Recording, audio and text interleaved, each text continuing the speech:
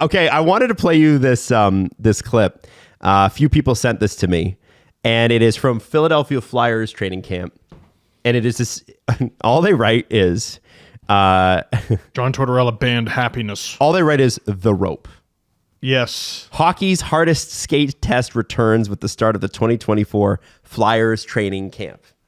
You say yes. What do you know about the rope? All I know is I watched a really vague video about what the rope is and every player hating it and dying. What I love about the Philadelphia Flyers is for the last couple of years, John Tortorella has been their star player. Yes. Like, you know, Their identity. They do have marketable guys like Konechny and that sort of thing. But like, you know, he sat the captain and a lot of guys have been traded and whatever. So John is Mr. Philadelphia right now. John Couturier is not the captain. Yeah. He's not. John Tortorella is. Yeah. Yeah. So John Tortorella is in this video. And how about that? He's actually, it seems like he's actually enjoying being on camera for once. Well, he gets to talk about torturing his players. That's right. So let's have a watch. Is there music in this? I don't believe there is. Okay. If there is, then we'll stop. There's music. There it is. Did you play it before you sent it out? I did play it. You suck. I don't know. I'm not like listening to the music. I'm watching John Tortorella. Man, okay, here's what NHL teams need to do. It has to be license-free music. No. You must play not license-free music. No. It might be, but we could test it if you want. God, that's we could funny. play it with and we could see if it'll So detect, first off, but, what I love is that in the video, they drop a flipping rope in front of it. It's like, it's the rope. And they get a bunch of players and they're like, oh, I hate the rope. I hate the rope. How does the rope work? Are you asking me? Yeah. So- Do you know how the rope works? You know what's funny is I don't think it matters how the rope works. The answer is I don't know. But it doesn't matter how the rope works. What matters is it's the hardest physical test John Tortorella puts his players through. And he says in this video that, you know, players don't, they want to minimize the pain when they have to do this bloody exercise. And so they're thinking about it throughout the offseason. Every party you go to, now I'm extrapolating, but like every party you go to, every burger and fries you get, every beer you drink is going to make the rope harder. You know what I mean? It's so because you know your whole life is going to go. It's like one of those points in life where everything leads to this. yeah, it's like if I told you in February we gotta run 10K. Oh, fuck. I would. I jog a few times. You're gonna think about that. Yeah. You're gonna at least go and try a few times to run 10K and train a little bit. You know, so him putting this at the beginning of training camp, say, hey, when we get back to Philly and you're back here, you're gonna do the rope test. Mm-hmm. That makes you think. It's such good coaching. It's great stuff. Yeah, I'm a big fan of this. It's very smart. I mean, players show up to camp out of shape. Mm-hmm. No, I can't believe you will not start a season for my team slow. I can't believe that even in this day and age, the players would show up out of shape. I know what happens. You're I an know we're human beings. athlete. What's the matter with you? It's an exaggeration. Like I don't think there's a lot of players doing that these days, but there's some. It's not like the You'd be 80s, surprised. You know? Yeah, it's not like the 80s where they're drinking beer after practice. Yeah, it used to be a mentality where training camp would get you into shape. You could play yourself into shape. And, you know, there's James Harden is probably the biggest name example of that ever, where every season he shows up to camp the largest he's ever been. And then throughout the season, he gets up to the speed that he needs to be at. But I don't think a lot of guys in hockey think that way.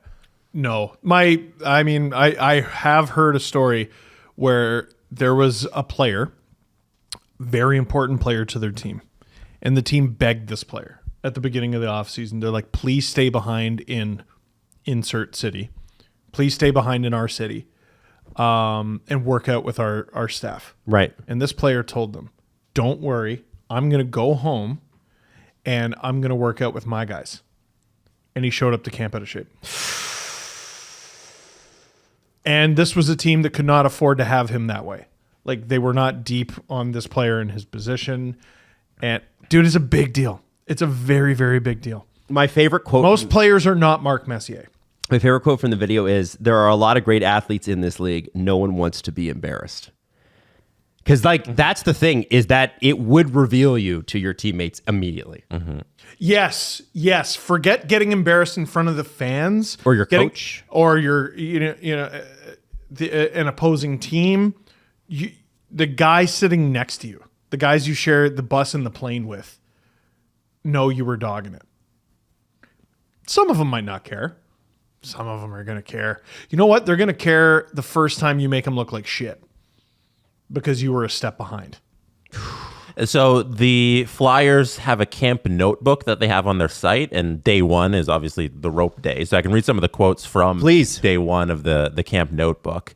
The rope has returned. Flyers players hit the ice at Flyers Training Camp Center in Voorhees the first day of NHL training camp, as he has done throughout his NHL coaching career. Tortorella set aside the first day of camp for the ultra-grueling skating test, 3 sets of 8 laps apiece. So 3 sets of 8 laps. That's the rope test, yeah. This year 3 as Flyers head coach.